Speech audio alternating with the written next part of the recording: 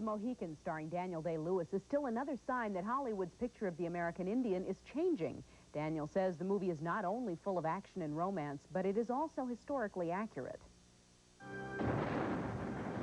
Just dropped in to see how you boys is doing. In the screen adaptation of James Fenimore Cooper's classic novel, The Last of the Mohicans, Daniel Day-Lewis plays a white man who, from the age of 2, had been raised by a Mohican Indian family. Frontier is the only land available to people. Out here, they're beholden to none.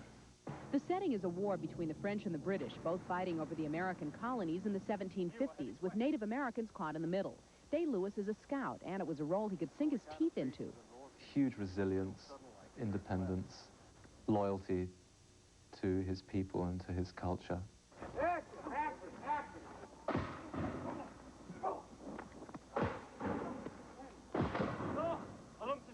The North Carolina location was filled with Native Americans, both acting in the movie and advising the filmmakers on authenticity. Indians came from all the nations, from all over the country. You know, it wasn't just localized in the area where we were working. They came from everywhere, and they were tremendously generous in the way, because their work was not easy.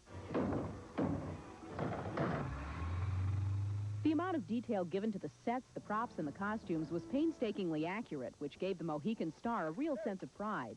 That's just sheer pleasure, and that's where you find the truth in the things that you don't necessarily, you're not even conscious of when you see them, but they're just there.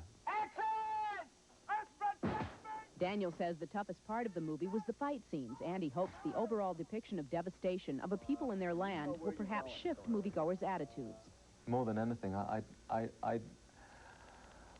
mean, I can only speak from a personal point of view, but the story itself makes me terribly sad, because it's about a loss that is irreclaimable, and it didn't have to be that way. I think it's good. Last of the Mohicans.